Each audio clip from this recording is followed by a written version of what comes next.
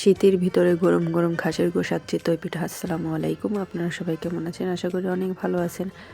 আদুরি রান্নাঘর থেকে একটা গোশের রেসিপি নিয়ে আপনাদের সামনে চলে আসলাম। প্রথমে আমি 1 কেজি খাসির গোশ ধুয়ে পানি ঝরিয়ে নিয়ে নিয়েছি।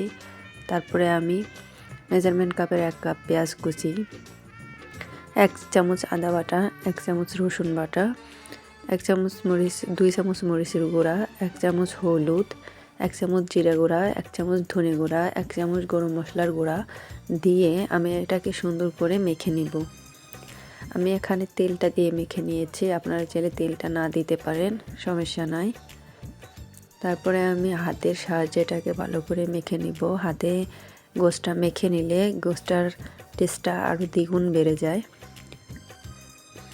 আমার অতিরিক্ত ঠান্ডা লেগেছে। আমার ভয়েসটা যদি কোনো সমস্যা হয় তাহলে আমাকে ক্ষমা করে দেবেন, আমার পাশেই থাকবেন। আমি ঠান্ডার কারণে আমি ভিডিও আপলোড করতে পারি নাই, এই কারণে আমি আপনাদের সবার কাছ থেকে ক্ষমা চেয়ে নিচ্ছি।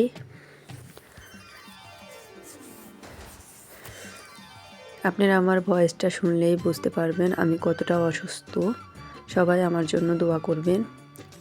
মেখে নেওয়া হয়ে গেলে আমি যে পাতিলায় রান্না করব ওই পাতিলায় আমি নামিয়ে নিয়েছি। নেওয়ার পরে আমি যে গামলায় মেখেছিলাম সেই গামলাটা ধুয়ে কিছুটা পানি দিয়ে নিয়েছি। এই পানিটা দিয়ে আমি কষিয়ে নেব, গোশটা সুন্দর করে সেদ্ধ হয়ে যাবে। সুন্দর করে সেদ্ধ হয়ে যাওয়ার পরে সুন্দর করে কষিয়ে নেবেন। এর ভিতর 2টা তেজপাতাও দিয়ে দিবেন। তারপরে আমি এই জায়গায় মেজারমেন্ট কাপের 3 কাপের মতন পানি অ্যাড করে দেব। আপনারা চাইলে আপনাদের মন মতন পানি অ্যাড করতে পারেন। যেহেতু খাসির গোশত, এই কারণে আমি বেশিটা ঝোল রাখবো না।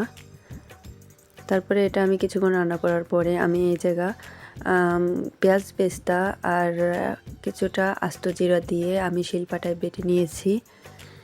আমি এটাকে এই মশলাটা সব রান্নার ভিতরেই ব্যবহার করি। আপনারা যদি আমার রান্নার ভিডিও রেগুলারলি দেখেন তাহলে বুঝতে পারবেন এই মশলাটা দিলে খুবই তরকারি টেস্টি হয়। আপনারা বাসায় একবার হলেও রান্না করে দেখবেন, তারপরে আমাকে কমেন্টে জানাবেন। এরপরে আমি মিডিয়াম আঁচে ঢাকনা দিয়ে ঢেকে রেখে দেব, তাহলে আমার তেলটা উপরে ভেসে উঠবে। আপনাদের যদি এই রেসিপিটি ভালো লেগে থাকে আমার সাথেই থাকবেন। আল্লাহ হাফেজ।